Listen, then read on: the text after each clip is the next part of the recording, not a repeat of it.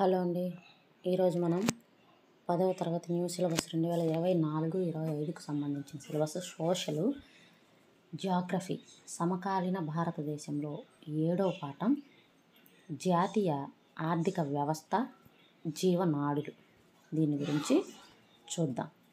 రోజువారీ జీవితంలో మనం వివిధ సేవలను ఉపయోగిస్తాం. వీటిలో కొన్ని మన చుట్టూ పరిసరాల్లో అందుబాటులో ఉంటాయి. అయితే వేరే ప్రాంతాల నుండి వస్తువులను తీసుకురావడం ద్వారా ఇతర అవసరాలు తీర్చబడతాయి.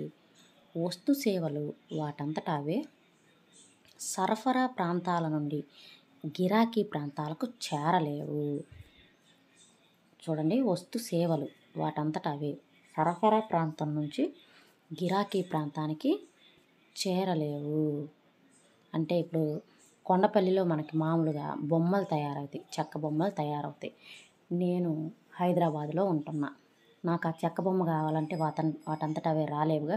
వాటిని తయారు చేసి రైల్లోనో బస్సులోనో అమ్మకానికి తీసుకొని వస్తారు. అక్కడ నుంచి దుకాణాలకు వస్తాయి. అక్కడ నుంచి మనం వెళ్ళి కొనుక్కుంటాం అన్నమాట.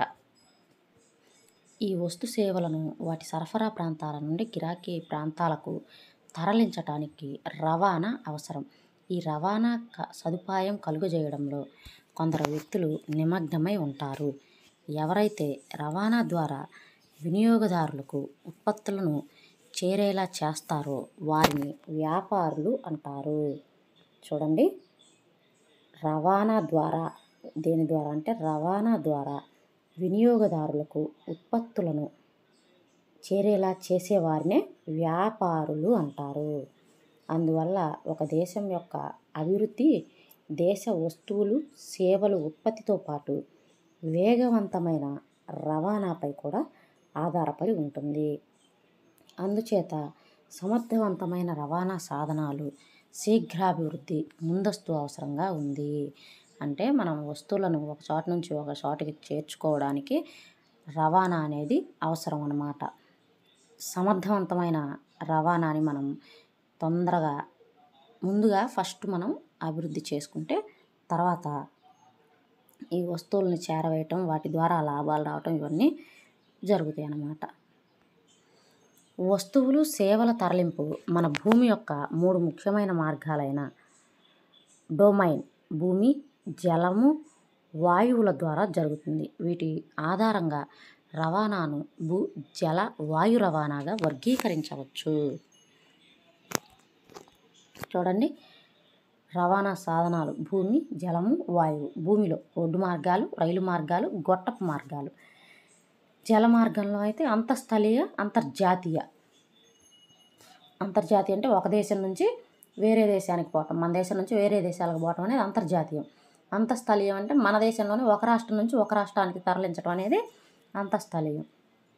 వాయు దేశీయ విమానం, అంతర్జాతీయ విమానం.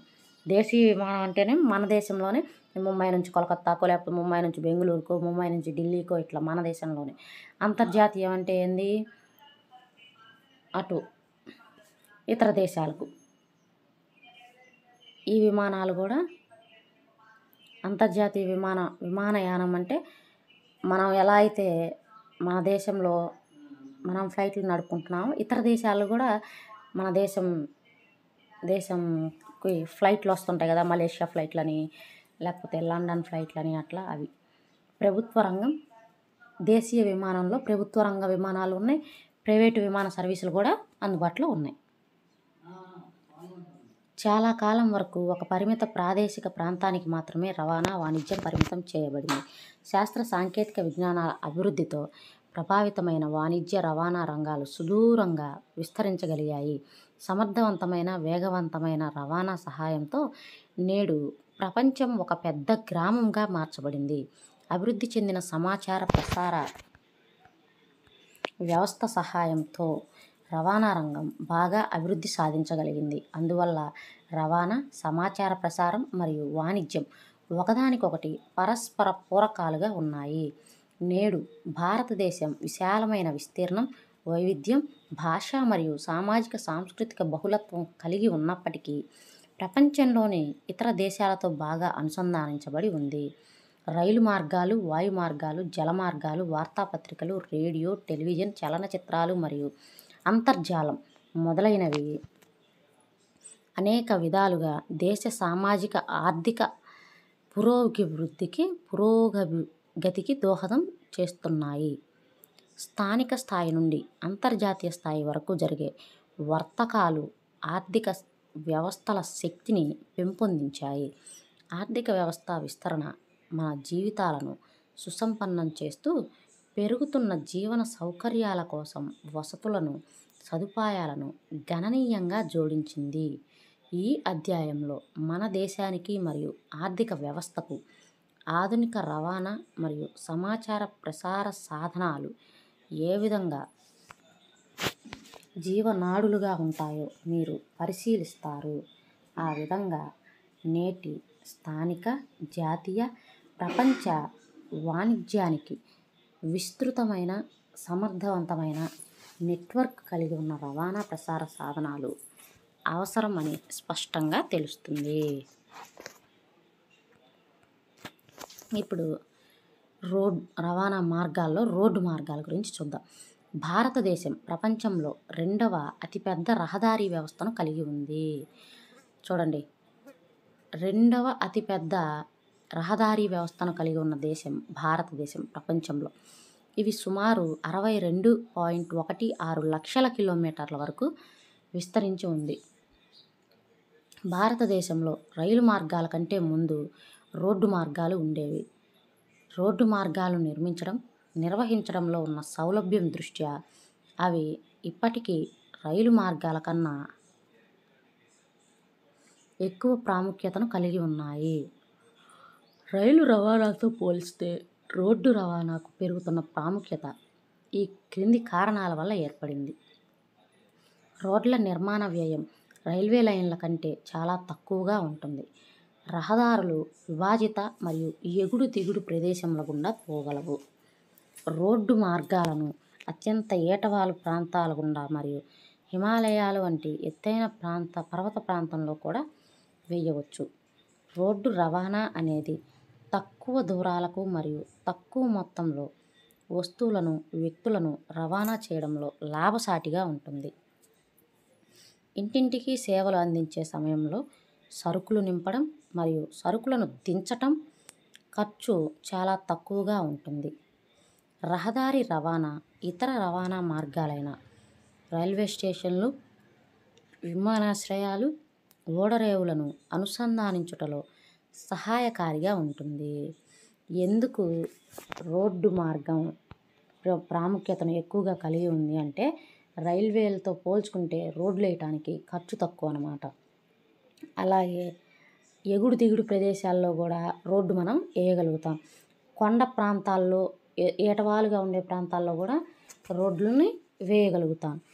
అలాగే తక్కువ దూరాలకి తక్కువ మొత్తంలో జనాల్ని దించడానికి, వ్యక్తులను రవాణా చేయడానికి లాభసాటిగా ఉంటుంది. ఇంటింటి సేవలను అందించడానికి, లోడ్లను తీసుకెళ్ళి ఇంటి ముందు దింపడానికి లేదా అన్లోడ్ చేయడానికి, లోడ్ చేయడానికి వీటికి తక్కువ ఖర్చు అవుతుంది. అంతేకాకుండా ఇతర మార్గాలు రైల్వేలు మరియు విమానాశ్రయాలు, ఓడరేవులు ఇవన్నీ ఉన్నాయి కదా, వీటన్నింటి దగ్గరికి మనుషులు ఇప్పుడు మనం రైల్లో ప్రయాణం చేయాలి, రైలు దగ్గరికి పోవాలి, మనం ఏం ఎక్కుతాం? బస్సు ఎక్కుతాం. బస్సు, ఆటో ఏదైనా సరే రోడ్డు మీద నుంచే కదా మనం వెళ్ళేది. ఓడరేవు కానీ ఇలాంటి వాటికి అనుసంధానించడంలో సహాయకారిగా ఉంటుందన్నమాట. భారతదేశంలో రోడ్లు వాటి సామర్థ్యాన్ని బట్టి 6 తరగతులుగా వర్గీకరించారు. జాతీయ రహదారులు పటం గమనిస్తూ రోడ్డు మార్గాలు పోషించే ముఖ్యమైన పాత్ర గురించి తెలుసుకోండి. స్వర్ణ చతుర్భుజ సూపర్ హైవేలు 6 వర్గాలుగా విభజించాడు కదా, వాటిల్లో మొదటిది స్వర్ణ చతుర్భుజ సూపర్ హైవేలు. ఇందులో భాగంగా కోల్కతా, చెన్నై, ముంబైలను ఢిల్లీతో కలిపే 6 వరుసల సూపర్ హైవేల ద్వారా ప్రధాన రహదారి అభివృద్ధి ప్రాజెక్టు పథకం ప్రభుత్వం ప్రారంభించింది. చూడండి, స్వర్ణ చతుర్భుజ సూపర్ హైవేలు ఏ నగరాలను కలిపే 6 వరుసల రోడ్డు అంటే కలకత్తా, చెన్నై, ముంబై ఈ మూడింటిని ఢిల్లీతో కలుపుతున్నాయి. శ్రీనగర్, కన్యాకుమారి, శ్రీనగర్ జమ్మూ కాశ్మీర్, కన్యాకుమారి తమిళనాడు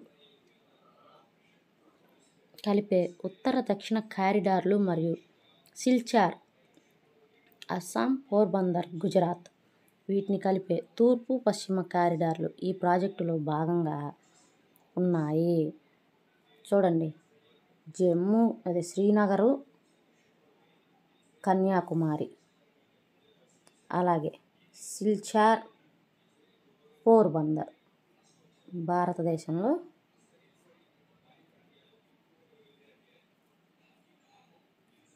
ఈ పైనుంచి కిందకి ఇదన్నమాట చతుర్భుజం.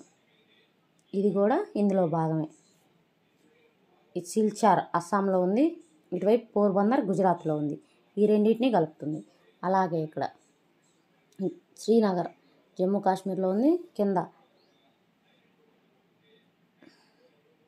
కన్యాకుమారి ఇది తమిళనాడులో ఉంది. ఈ రెండింటిని కలుపుతుంది. ఈ ప్రాజెక్టు కూడా స్వర్ణ చతుర్భుజ సూపర్ హైవేలో భాగమే. తర్వాత ఈ సూపర్ హైవేల యొక్క ప్రధాన లక్ష్యం భారతదేశంలోని మెగా సిటీల మధ్య ప్రయాణ సమయ దూరాన్ని తగ్గించడం. ఈ హైవే ప్రాజెక్టులు national highway authority of India అమలు చేస్తోంది. NHAI national highway authority of India ఈ స్వర్ణ చతుర్భుజ సూపర్ హైవే ప్రాజెక్టులను అమలు చేసే సంస్థ ఏది అంటే national highway authority of India NHAI. తర్వాత జాతీయ రహదారులు. జాతీయ రహదారులు దేశంలో సుదూర ప్రాంతాలను కలుపుతాయి. ఇవి అత్యంత ముఖ్యమైన రహదారీ వ్యవస్థలు.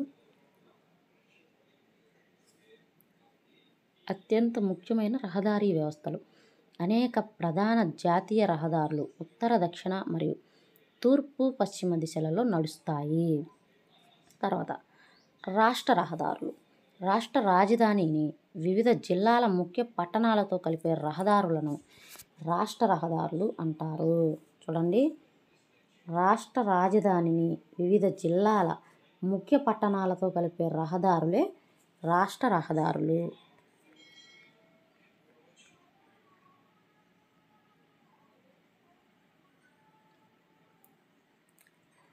తర్వాత జిల్లా రహదారులు. ఈ రహదారులు జిల్లా ముఖ్య పట్టణాలను జిల్లాలోని ఇతర ప్రాంతాలతో కలుపుతాయి. ఆ తర్వాత ఇతర రహదారులు.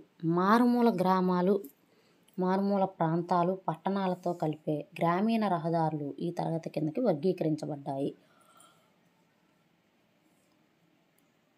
ప్రధానమంత్రి గ్రామీణ సడక్ యోజన కింద ఈ రోడ్లు ప్రత్యేక ప్రోత్సాహాన్ని పొందాయి. ఈ పథకం కింద దేశంలో ప్రతి గ్రామం అన్ని వాతావరణ పరిస్థితులలోనూ ప్రయాణించదగిన రహదారి ద్వారా దేశంలోని ఒక ప్రధాన పట్టణానికి అనుసంధానించబడేలా ప్రత్యేకంగా వేయబడ్డాయి. తర్వాత సరిహద్దు రహదారులు.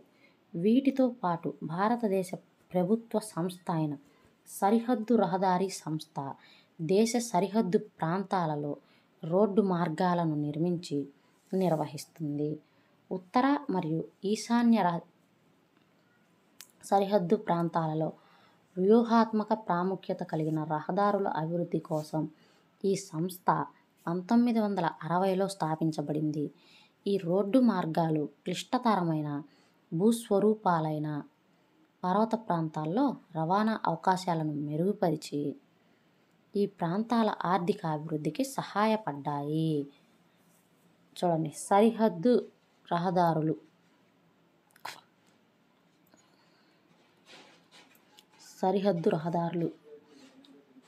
భారత ప్రభుత్వ సంస్థ అయిన సరిహద్దు రహదారుల సంస్థ దేశ సరిహద్దు ప్రాంతాల్లోని రోడ్డు మార్గాలను దేశంలో సరిహద్దు ప్రాంతాల్లో నిర్వహిస్తుందంట. ఉత్తర మరియు ఈశాన్య సరిహద్దు ప్రాంతాల్లో వ్యూహాత్మక ప్రాముఖ్యత కలిగిన రహదారుల అభివృద్ధి కోసం ఈ రోడ్డు సరిహద్దుల రవాణా సంస్థ అనేది 1960లో స్థాపించబడింది. ఎప్పుడు స్థాపించబడింది?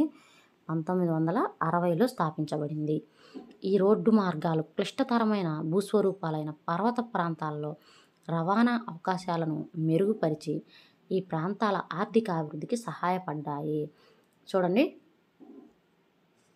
క్లిష్టకరమైన భూస్వరూపాలైన పర్వత ప్రాంతాల్లో రవాణా అవకాశాలను మెరుగుపడటానికి ఉపయోగపడే రోడ్డు రహదారులు ఏవి అంటే సరిహద్దు రహదారులు. సరిహద్దు రహదారుల సంస్థ ఏ సంవత్సరంలో స్థాపించబడింది? 1960.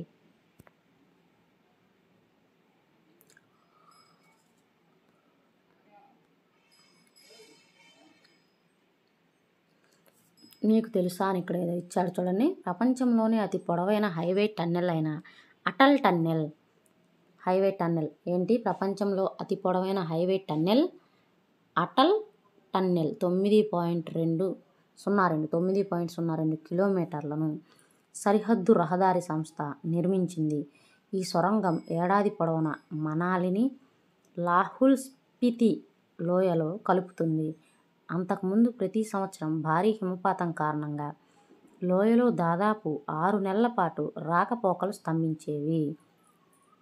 సరాసరి సముద్ర మట్టం నుండి 3000 మీటర్ల ఎత్తులో హిమాలయాల్లోని పిర్ పంజల్ శ్రేణిలో అత్యంత అధిక ప్రత్యేకతలతో ఈ సొరంగం నిర్మించబడింది.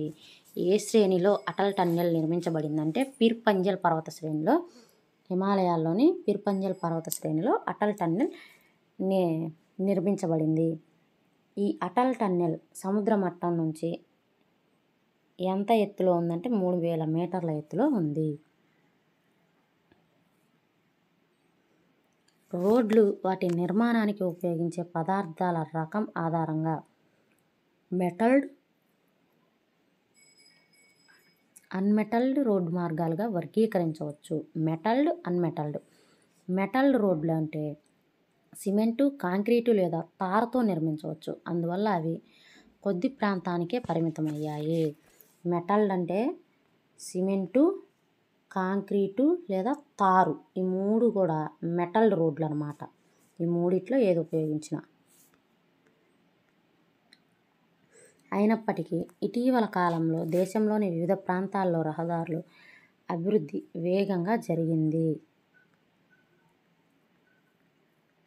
రైలు మార్గాలు. ఇప్పుడు దాకా మనం రోడ్డు మార్గాల గురించి చూసాం కదా. ఇప్పుడు రైలు మార్గాలు. భారతదేశంలో సరుకులను, ప్రయాణికులను చేరవేయడానికి రైల్వేలు ప్రధాన రవాణా సాధనం. ప్రజలు ఎక్కువ దూరాలకు వస్తువులను రవాణాతో పాటు వ్యాపారం, స్థల సందర్శన, తీర్థయాత్ర వంటి అనేక కార్యకలాపాలను నిర్వహించడానికి రైలు మార్గాలు వీలును కల్పిస్తాయి. భారత రైల్వేలు ముఖ్యమైన రవాణా సాధనంగా ఉండటమే కాక 150 సంవత్సరాలకు పైగా దేశ సమగ్రతను పెంపొందిస్తున్నాయి. అలాగే భారతదేశంలో రైలు మార్గాలు దేశ ఆర్థిక జీవనాన్ని కట్టుదిట్టం చేస్తూ పరిశ్రమలు మరియు వ్యవసాయ అభివృద్ధిని వేగవంతం చేస్తున్నాయి. ది ఇండియన్ రైల్వేస్ దేశంలో అతిపెద్ద ప్రభుత్వ రంగ సంస్థ. చూడండి, దేశంలోనే అతిపెద్ద ప్రభుత్వ రంగ సంస్థ ఏదంటే ది ఇండియన్ రైల్వేస్. మొదటి రైలు 1853లో ఆవిరి ఇంజన్తో ముంబై నుంచి థానే వరకు 34 కిలోమీటర్ల దూరం ప్రయాణించింది. భారతదేశంలో మొట్టమొదటి రైలు ఎప్పుడంటే 1853లో ఎక్కడి నుంచి ఎక్కడి వరకు తిరిగింది? ముంబై నుంచి థానే వరకు తిరిగింది. ఎన్ని కిలోమీటర్లు అంటే 34 కిలోమీటర్ల దూరం. ఎలా అంటే ఆవిరి యంత్రంతో నడిచింది, ఆవిరి ఇంజన్తో. ఇప్పుడు ది ఇండియన్ రైల్వేస్ 16 జోన్లుగా పునర్వ్యవస్థీకరించారు. ఇండియన్ రైల్వేస్లో జోన్ల సంఖ్య 16.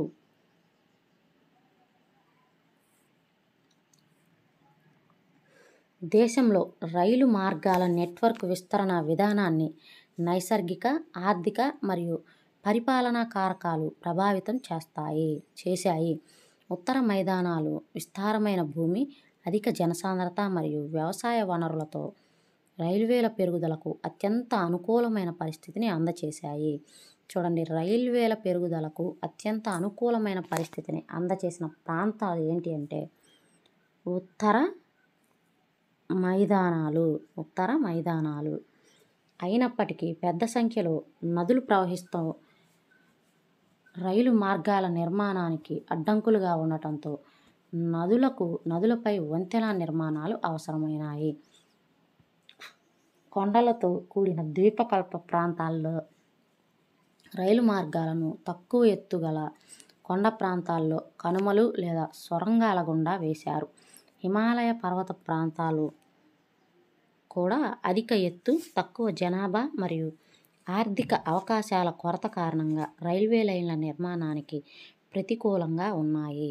అలాగే పశ్చిమ రాజస్థాన్లో ఇసుక మైదానం, గుజరాత్లోని చిత్తడి నేలలు, మధ్యప్రదేశ్, ఛత్తీస్గఢ్, ఒడిశా మరియు జార్ఖండ్లోని అటవీ ప్రాంతాలు, ఈ ప్రాంతాలలో రైలు మార్గాలు వేయటం కష్టతరం. ఇక్కడ చూడండి, భారతీయ రైల్వే నెట్వర్క్ 67,956 కిలోమీటర్లు విస్తరించి ఉన్న బహుళ గేజ్ కార్యకలాపాలపై నడుస్తున్నది. చూడండి, రైల్వే నెట్వర్క్ ఎన్ని కిలోమీటర్లు విస్తరించి ఉంది? భారతీయ రైల్వే నెట్వర్క్ 67,956 కిలోమీటర్లు విస్తరించి ఉంది. బహుళ గేజీ కార్యకలాపాలు ఇవి broad gauge, metre gauge, narrow gauge. Broad gauge అంటే 1.676 మీటర్లు. మీటర్ గేజ్ అంటే 1 మీటరు. నారో గేజ్ అంటే 0.762 మరియు 0.610. ఇప్పుడు చూడండి, బ్రాడ్ గేజ్ రైల్వేలు ఎన్ని కిలోమీటర్ల మేర విస్తరించి ఉన్నాయంటే 63,950 కిలోమీటర్ల మేర ఈ బ్రాడ్ గేజ్ రైలు మార్గం ఉంది. తర్వాత మీటర్ గేజ్ రైలు మార్గం 2,402 కిలోమీటర్ల మేర ఈ మార్గం విస్తరించి ఉంది. తర్వాత నారో గేజ్, ఇది 1,604 కిలోమీటర్ల మేర ఈ నారో గేజ్ అనేది విస్తరించి ఉంది. చూడండి, ఈ ఏరియాలో మనకి బిట్ వచ్చే అవకాశం ఖచ్చితంగా ఉంది. చూడండి, ఈ area broad gauge, metre gauge, narrow gauge. Broad గేజ్లో ఎన్ని కిలోమీటర్ల రైల్వేస్ విస్తరించి ఉన్నాయంటే, రైలు మార్గం ఎన్ని కిలోమీటర్ల మేర విస్తరించి ఉందంటే 63,950. మీటర్ గేజ్లో 2,402 కిలోమీటర్లు. నారో గేజ్లో 1,604 కిలోమీటర్ల మేర విస్తరించి ఉంది. అసలు దేశంలో రైల్వే నెట్వర్క్ మొత్తం ఎన్ని కిలోమీటర్లు విస్తరించి ఉంది అంటే 67,956 కిలోమీటర్లు విస్తరించి ఉంది.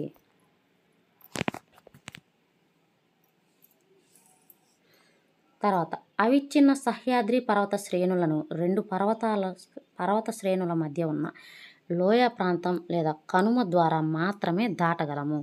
ఇటీవల కాలంలో అభివృద్ధి చేసిన కొంకన్ రైలు మార్గాలు భారతదేశంలోని పశ్చిమ తీరం వెంట ఉన్న ఆర్థిక ప్రాముఖ్యత గల ప్రాంతాలలోని ప్రయాణికులు మరియు సరుకుల రవాణాను సులభతరం చేసింది.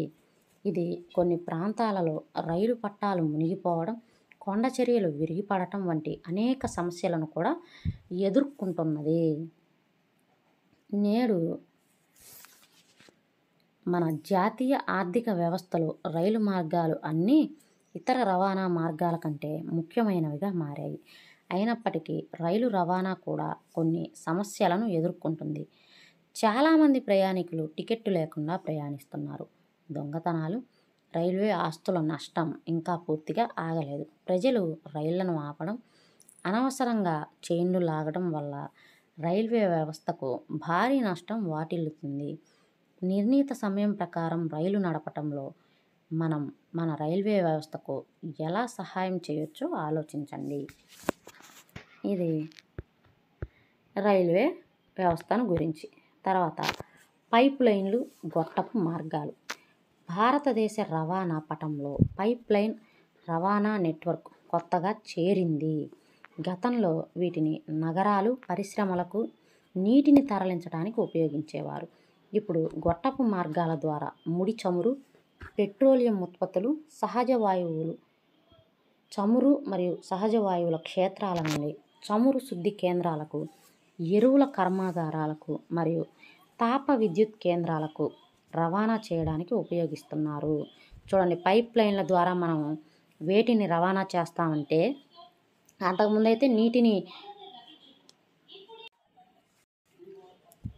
అంతకుముందైతే ఈ గొట్టపు మార్గాల్లో కర్మాగారాలకు నీటిని రవాణా చేసేవాళ్ళు. ఇప్పుడు ఈ గొట్టపు మార్గాల నుంచి ముడి చమురు, పెట్రోలియం ఉత్పత్తులు, సహజ వాయువు, తాప విద్యుత్ కేంద్రాలకు, చమురు శుద్ధి కేంద్రాలకు, ఎరువుల కర్మాగారాలకు పైప్ లైన్ ద్వారా ఈ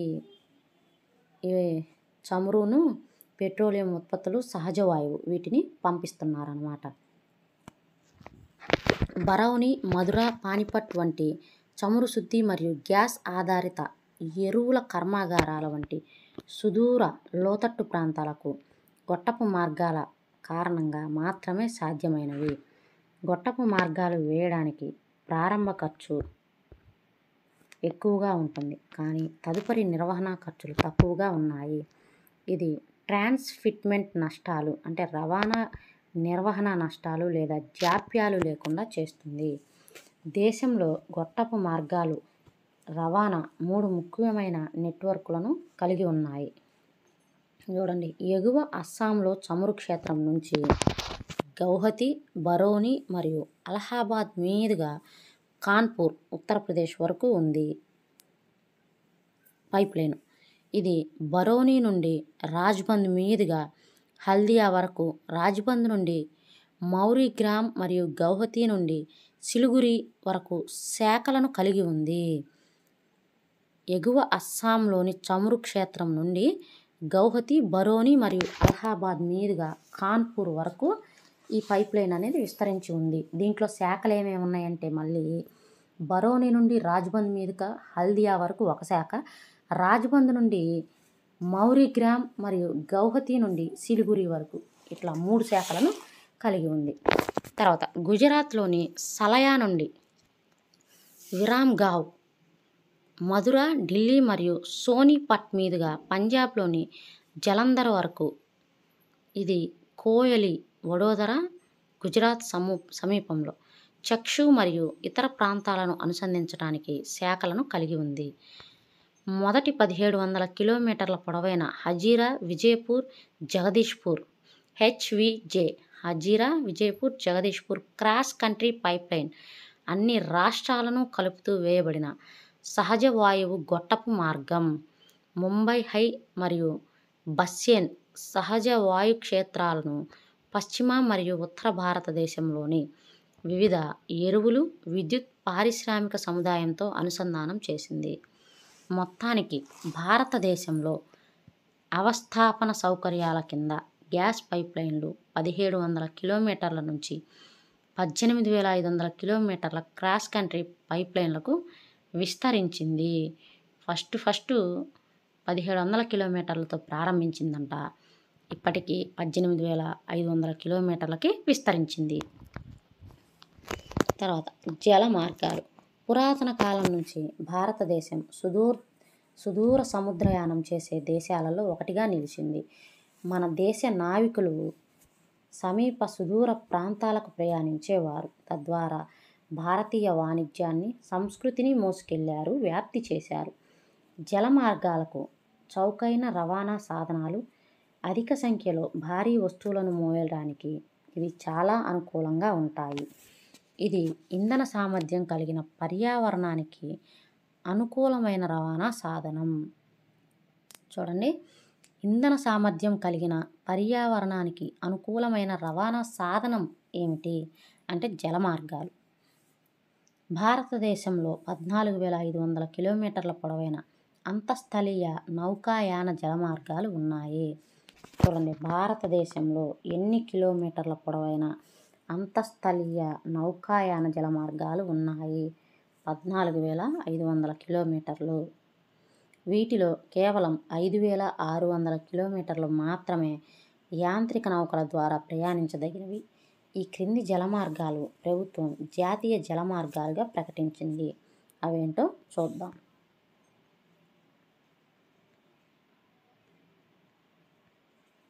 అలహాబాద్ నుంచి హల్దియా వరకు ఉన్న 1600 కిలోమీటర్ల గంగా నదీ జలమార్గం NW1 నేషనల్ వాటర్ వే 1 అన్నమాట. జాతీయ జలమార్గంగా ప్రకటించింది. తర్వాత సదియా నుండి ధుబ్రీ వరకు 891 కిలోమీటర్ల బ్రహ్మపుత్ర నదీ జలమార్గం, ఇది NW2. తర్వాత కేరళలోని వెస్ట్ కోస్ట్ కెనాల్ కొట్టపూర్మ కొల్లాం ఉద్యోగ మండల్ మరియు చంపక్కర కాలువ, ఇది 205 కిలోమీటర్లు NW3. తర్వాత 4వది కాకినాడ పుదుచ్చేరి కాలువలతో పాటు గోదావరి మరియు కృష్ణా నదుల నిర్దేశిత విస్తరణలు, ఇది 1078 కిలోమీటర్లు NW4. మాతై నదితో పాటు బ్రాహ్మణి నది యొక్క నిర్దేశిత విస్తరణలు మహానది మరియు బ్రాహ్మణి నది డెల్టా కాలువలు మరియు ఈస్ట్ కోస్ట్ కెనాల్ 588 కిలోమీటర్లు NW నెంబర్ 5. చూడండి, మనం NH1, NH2, NH4 national highway అని ఉన్నాయి కదా, ఇవి నేషనల్ వాటర్ వేస్ అన్నమాట. ఫస్ట్ నేషనల్ వాటర్ వే NW1 ఎక్కడి నుంచి ఎక్కడి వరకు అంటే అలహాబాద్ నుంచి హల్దియా వరకు, దీని పొడవు 1620 కిలోమీటర్లు. ఇది గంగా నదీ జలమార్గం. NW1 పేరేమిటి? గంగా నదీ జలమార్గం. ఇది ఎక్కడి నుంచి ఎక్కడి వరకు విస్తరించి ఉంది? అలహాబాద్ నుంచి హల్దియా వరకు విస్తరించి ఉంది. NW1 లేదా గంగా నదీ జలమార్గం పొడవు ఎంత? 1620 కిలోమీటర్లు. తర్వాత 2వది NW2 పేరేమిటి? బ్రహ్మపుత్ర నది జలమార్గం. ఇది ఎక్కడి నుంచి ఎక్కడి వరకు విస్తరించి ఉంది? సదియా నుండి ధుబ్రీ వరకు విస్తరించి ఉంది. NW2 పొడవు ఎంత? 891 కిలోమీటర్లు. తర్వాత 3వది NW3, దీని పొడవు ఎంత? 205 కిలోమీటర్లు. ఇది ఎక్కడి నుంచి ఎక్కడి వరకు ఉంది? కేరళలోని వెస్ట్ కోస్ట్ కెనాల్ కొట్టపూర్మ కొల్లాం ఉద్యోగ మండల్ మరియు చంపక్కర కాలువలు. తర్వాత NW4 ఎన్ని కిలోమీటర్లు విస్తరించి ఉంది? 1178 కిలోమీటర్లు విస్తరించి ఉంది. ఏ ప్రాంతాలలో ఈ NW4 విస్తరించి ఉంది? కాకినాడ పుదుచ్చేరి కాలువలతో పాటుగా గోదావరి మరియు కృష్ణా నదుల నిర్దేశిత విస్తరణలు. తర్వాత NW5 పొడవు ఎంత? 588 కిలోమీటర్లు. ఏ నదుల మీద ఇది విస్తరించి ఉంది? మాతై నదితో పాటు బ్రాహ్మణి నది యొక్క నిర్దేశిత విస్తరణలు, మహానది మరియు బ్రాహ్మణి నదుల డెల్టా కాలువలు మరియు ఈస్ట్ కోస్ట్ కెనాల్. అత్యధికంగా జరిగే కొన్ని ఇతర అంతఃస్థలీయ జలమార్గాలు ఉన్నాయి. అవి కేరళలోని మాండవి, జువారి మరియు కంబర్జువా, సుందర్బన్స్, బరాక్ మరియు కేరళలోని వెనుక జలాలు. ఇవి కాకుండా విదేశాలలో భారతదేశం యొక్క వాణిజ్యం తీరం వెంబడి ఉన్న ఓడరేవుల నుండి జరుగుతుంది. దేశ వాణిజ్య పరిమాణంలో 95% సముద్రం ద్వారా జరుగుతుంది. చూడండి, దేశ వాణిజ్య పరిమాణంలో అయితే 95%, విలువ పరంగా అయితేనేమో 68% సముద్రం ద్వారానే వాణిజ్యం జరుగుతుందంట, రవాణా జరుగుతుందంట. ప్రధాన ఓడరేవులు 7516.6 కిలోమీటర్ల పొడవైన తీర రేఖ కలిగి ఉన్న భారతదేశం. చూడండి, భారతదేశం తీర రేఖ పొడవు 7516.6 కిలోమీటర్లు. 7516.6 కిలోమీటర్ల ఇది భారతదేశం యొక్క తీరరేఖ పొడవు. ఇది 12 పెద్ద మరియు 200 నోటిఫైడ్ అంటే నాన్ మేజర్, మైనర్, ఇంటర్మీడియట్ పోర్ట్లతో నిండి ఉంది. భారతదేశ విదేశీ వాణిజ్యంలో 95% ఈ ప్రధాన నౌకాశ్రయాల నుండే జరుగుతుంది. విభజన తర్వాత కరాచీ ఓడరేవును పాకిస్తాన్ కోల్పోయిన నేపథ్యంలో ముంబై ఓడరేవుపై వాణిజ్యం పరంగా పడిన ఒత్తిడిని తగ్గించడానికి స్వాతంత్రం వచ్చిన వెంటనే కచ్లోని కాండ్లా ఓడరేవును మన దేశం అభివృద్ధి చేసింది. చూడండి, ముంబై ఓడరేవుపై పడిన ఒత్తిడిని తగ్గించడానికి మన దేశం స్వాతంత్రానంతరం అభివృద్ధి చేసిన ఓడరేవు ఏంటిది అంటే కాండ్లా ఓడరేవు. కాండ్లా ఓడరేవును దీనదయాళ్ ఓడరేవు అని కూడా పిలుస్తారు. దీనదయాళ్ ఓడరేవుకు మరొక పేరు ఏమిటంటే కాండ్లా ఓడరేవు. ఇది ఒక టైడల్ ఓడరేవు. కేంద్ర పాలిత ప్రాంతమైన జమ్మూ కాశ్మీర్ మరియు హిమాచల్ ప్రదేశ్, పంజాబ్, హర్యానా, రాజస్థాన్ మరియు గుజరాత్ రాష్ట్రాలలో విస్తరించి ఉన్న అత్యంత ఉత్పాదకత కలిగిన ధాన్యాగార ప్రాంతాలు మరియు పారిశ్రామిక మేకల యొక్క ఎగుమతి దిగుమతుల సౌకర్యాన్ని ఈ ఓడరేవు అందిస్తుంది. చూడండి, కాండ్లా ఓడరేవు ఏ ఏ రాష్ట్రాల్లో ఎగుమతులు దిగుమతులకు సహకరిస్తుందంటే హిమాచల్ ప్రదేశ్, పంజాబ్, హర్యానా, రాజస్థాన్, గుజరాత్.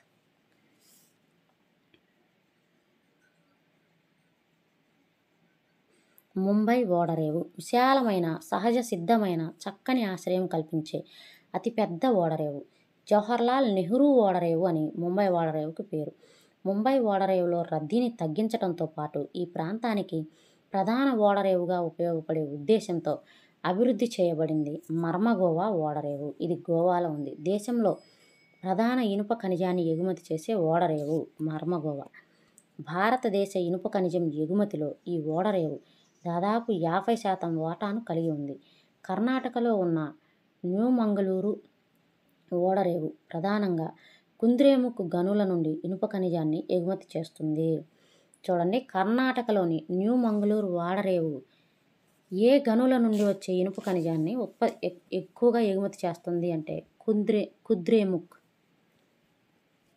కొచ్చి ఓడరేవు పూర్తిగా నైరుతి భాగంలో లాగూన్ ప్రవేశ ద్వారం వద్ద ఉన్న ఒక సహజ ఓడరేవు కొచ్చి ఓడరేవు.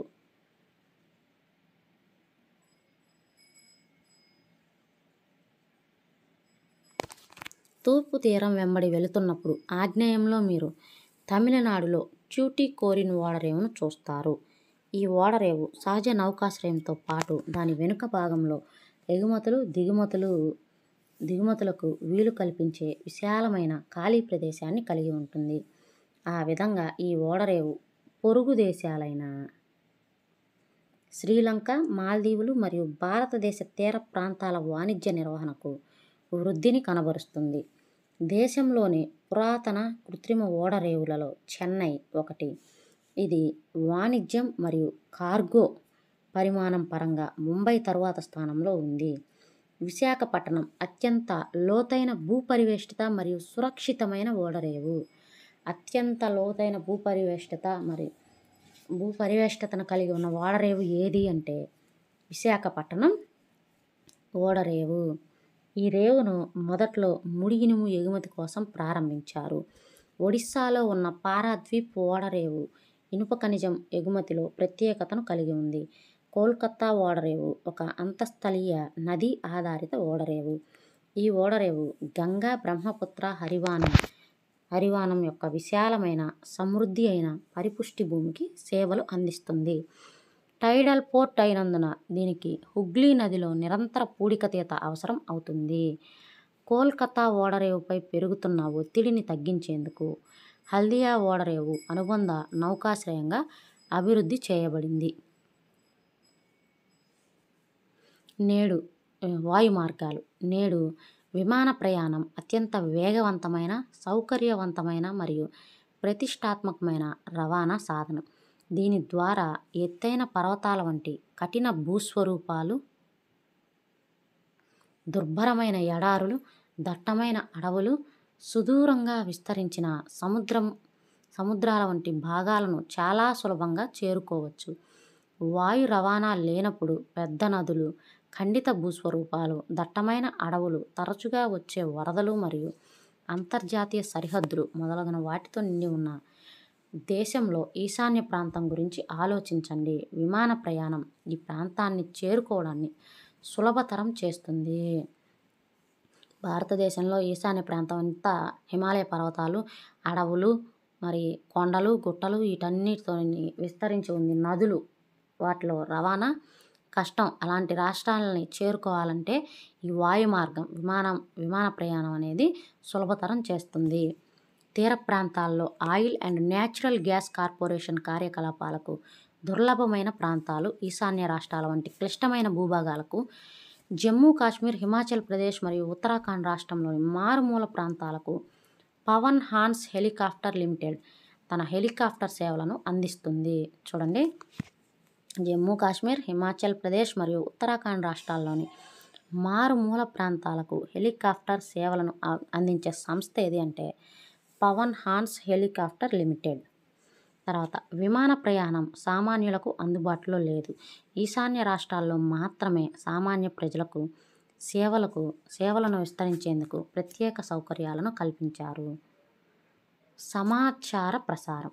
భూమిపై మానవ మనుగడ ప్రారంభమైనప్పటి నుంచి సమాచార మార్పిడికి వివిధ పద్ధతులను ఉపయోగిస్తున్నారు. కానీ ఆధునిక కాలంలో ఈ పద్ధతులు వేగంగా మారుతున్నాయి. సమాచారం అందించేవారు, అందుకునేవారు కూడా ఉన్న చోటనే ఉంటూ అత్యంత సులభంగా సమాచారం అందుకోగలుగుతున్నారు. టెలివిజన్, రేడియో, ప్రెస్, ఫిల్మ్ మొదలైన వాటితో కూడిన వ్యక్తిగత సమాచార ప్రసారం మరియు సామూహిక సమాచార ప్రసారం దేశంలో ప్రధాన సమాచార సాధనాలుగా ఉన్నాయి. భారతీయ తపాలా నెట్వర్క్ ప్రపంచంలో అతిపెద్దది. చూడండి, ప్రపంచంలో అతిపెద్ద సమాచార ప్రసారం ఏంటంటే భారతీయ తపాలా నెట్వర్క్. ఇది పార్సిల్స్ను అలాగే వ్యక్తిగత ఉత్తరాలను చేరవేస్తుంది. కార్డులు, కవర్లను ఫస్ట్ క్లాస్ మెయిల్గా పరిగణించి వీటిని వాయు మార్గాల ద్వారా రవాణా చేస్తారు. పుస్తకాలు, రిజిస్టర్డ్ న్యూస్ పేపర్లు, పత్రికలు ఇవి సెకండ్ క్లాస్ మెయిల్ అంటారు. చూడండి, ఫస్ట్ క్లాస్ మెయిల్ మనకు 4 ఆప్షన్లు ఇచ్చి వీటిలో ఫస్ట్ క్లాస్ మెయిల్ని గుర్తించండి అంటాడు. ఏంటి? కార్డులు, కవర్లు ఫస్ట్ క్లాస్ మెయిల్స్, పుస్తకాలు, రిజిస్టర్డ్ న్యూస్ పేపర్లు, పత్రికలు ఇవి సెకండ్ క్లాస్ మెయిల్స్. వీటిని భూమి, జల మార్గాల ద్వారా ఉపరితల రవాణా చేస్తారు. పెద్ద పట్టణాలు మరియు నగరాల్లో మెయిల్లను త్వరగా డెలివరీ చేయడానికి ఇటీవల 6 మెయిల్ ఛానల్స్ ప్రవేశపెట్టబడ్డాయి. వీటిని రాజధాని channel, metro channel, green channel, business channel, bulk mail channel మరియు పీరియాడికల్ ఛానల్ అని పిలుస్తారు.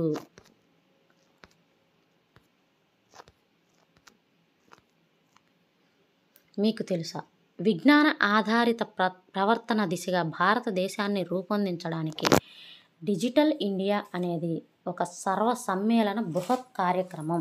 ఈ డిజిటల్ ఇండియా కార్యక్రమం IT Indian talent plus IT information technology IT India టుమారోగా రూపాంతరం చెందడంపై దృష్టి కేంద్రీకరించింది. అనగా మార్పునకు సాంకేతికత కేంద్రంగా చేయడానికి ఉద్దేశించబడిన కార్యక్రమమే ఇది. ఆసియాలో ఉన్న అతిపెద్ద టెలికాం నెట్వర్క్లలో భారతదేశ నెట్వర్క్ ఒకటి. పట్టణ ప్రాంతాలను మినహాయిస్తే భారతదేశంలో 3/2 కంటే ఎక్కువ గ్రామాలు ఇప్పటికే సబ్స్క్రైబర్ ట్రంక్ డైలింగ్ ఎస్టీడీ. చూడండి, ఎస్టీడీ అంటే ఏంటి?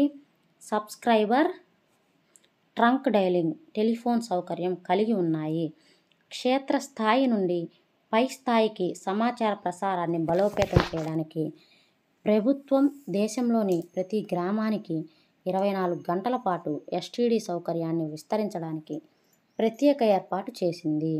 భారతదేశం అంతటా ఒకే విధమైన ఎస్టీడీ సౌకర్యాలు ఉన్నాయి. అభివృద్ధి చెందిన అంతరిక్ష విజ్ఞానాన్ని సమాచార సాంకేతికతకు అనుసంధానించడం ద్వారా ఇది సాధ్యమైంది. సామూహిక సమాచార ప్రసారం వినోదాన్ని అందిస్తూ వివిధ జాతీయ కార్యక్రమాలను, విధానాలను గురించి మరింత అవగాహన కలిగిస్తుంది.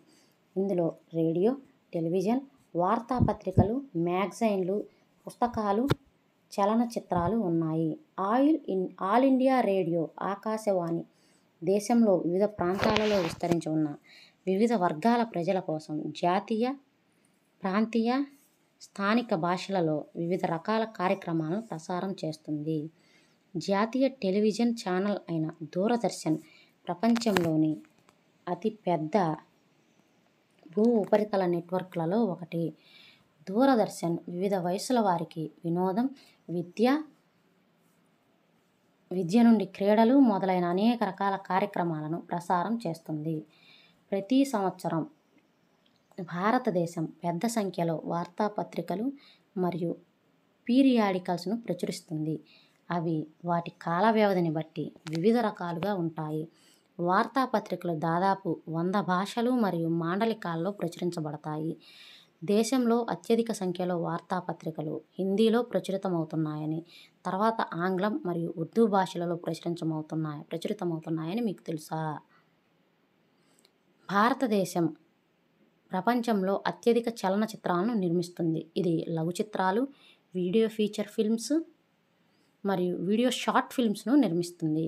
The central board of film certification అనేది భారతీయ విదేశీ చిత్రాలను ధృవీకరించే అధికారం ఉన్న సంస్థ. తర్వాత అంతర్జాతీయ వాణిజ్యం.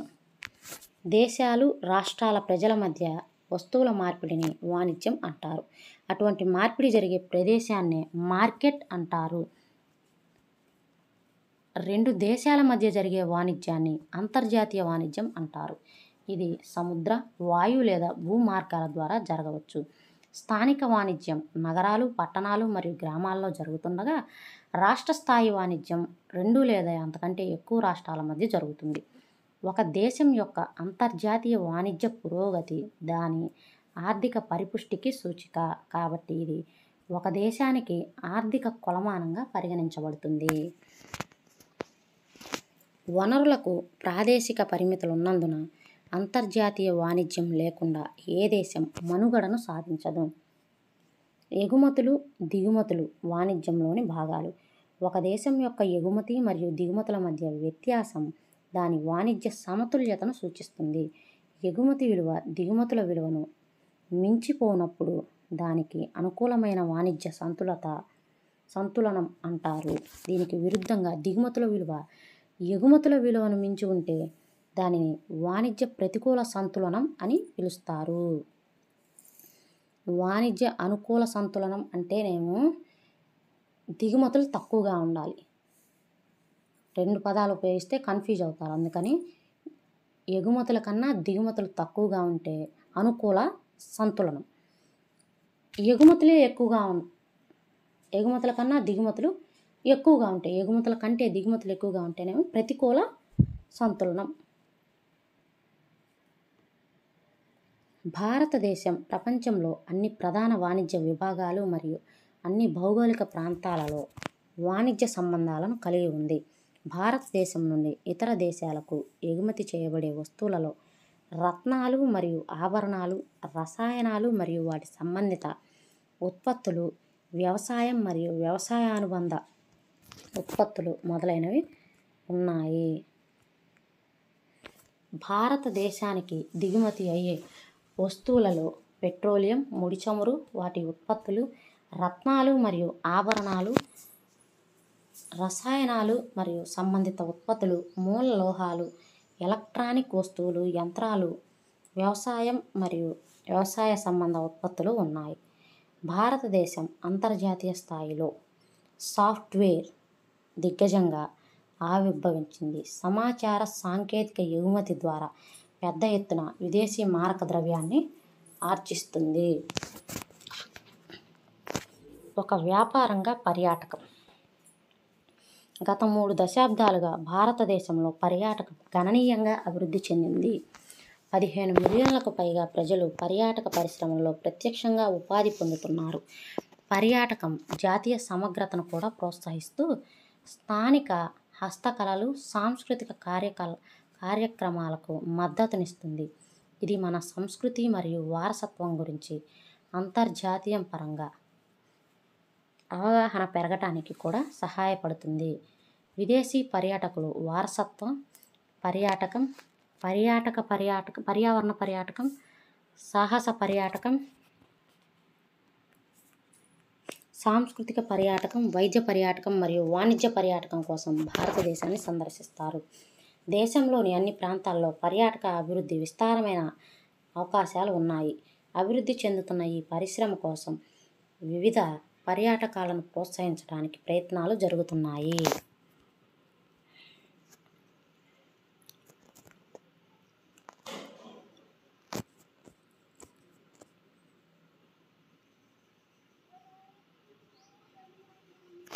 చూడండి, తూర్పు పశ్చిమ కారిడార్ ద్వారా ఈ క్రింది ఏ రెండు సుదూర ప్రదేశాలను అనుసంధానించబడి ఉన్నాయి? తూర్పు పశ్చిమ కారిడార్. బి సిల్చార్ మరియు పోర్బందర్. సిల్చార్ అంటేనేమో అస్సాంలో ఉంది, పోర్బందర్ అంటేనేమో ఇటువైపు గుజరాత్లో ఉంది. రవాణా నష్టాలు మరియు జాప్యాలు ఏ రవాణా విధానం తగ్గిస్తుంది? గొట్టపు మార్గాలు తగ్గిస్తుంది. ఈ క్రింది వానిలో ఏది హెచ్విజే పైప్లైన్తో అనుసంధానం కాలేదు? హెచ్విజే రాష్ట్రాలు ఇచ్చాడా? తర్వాత కింది ఓడరేవులో తూర్పు తీరం వెంబడి అత్యంత లోతైన భూపరివేష్టిత మరియు సురక్షితమైన ఓడరేవు ఏది? విశాఖపట్నం. క్రింది వాటిలో భారతదేశంలో అత్యంత ముఖ్యమైన రవాణా విధానం ఏది?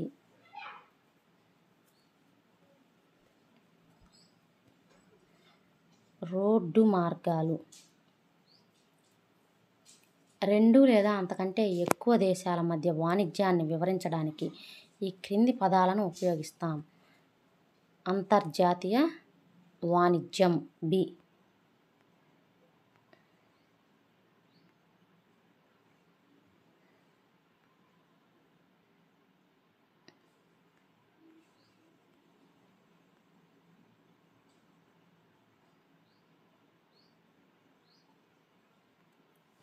ఒక్క బిట్ ఆగింది కదా. హెచ్విజే పైప్లైన్తో అనుసంధానం కానిది ఏది అని అడిగాడు. చూద్దాం దాన్ని ఇప్పుడు పాఠంలోకి వెళ్ళి చూద్దాం.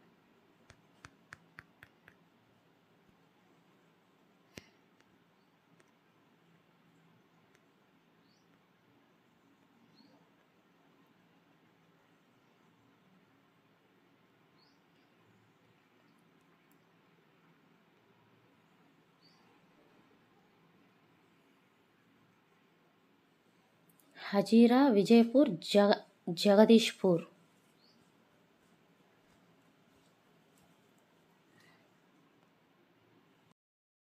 ఈ పైప్ లైన్లు అనేవి గుజరాత్, మధ్యప్రదేశ్, రాజస్థాన్, ఉత్తరప్రదేశ్, హర్యానా అండ్ ఢిల్లీలో ఉన్నాయి. ఇక్కడ మనకి లేనిది ఏంటి? మహారాష్ట్ర లేదు. ఆన్సర్ ఆప్షన్ సి, మహారాష్ట్ర లేదు. చూడండి, గుజరాత్, మధ్యప్రదేశ్, రాజస్థాను, ఉత్తరప్రదేశ్, రాజస్థాన్ ఎక్స్ట్రా ఉంది, హర్యానా, ఢిల్లీ. మధ్యప్రదేశ్, గుజరాత్, ఉత్తరప్రదేశ్, రాజస్థాన్, హర్యానా, ఢిల్లీ. ఈ 6 రాష్ట్రాల్లో ఈ హెచ్విజే పైప్లైన్ విస్తరించి ఉంది. మహారాష్ట్రలో లేదు. Thank you for watching.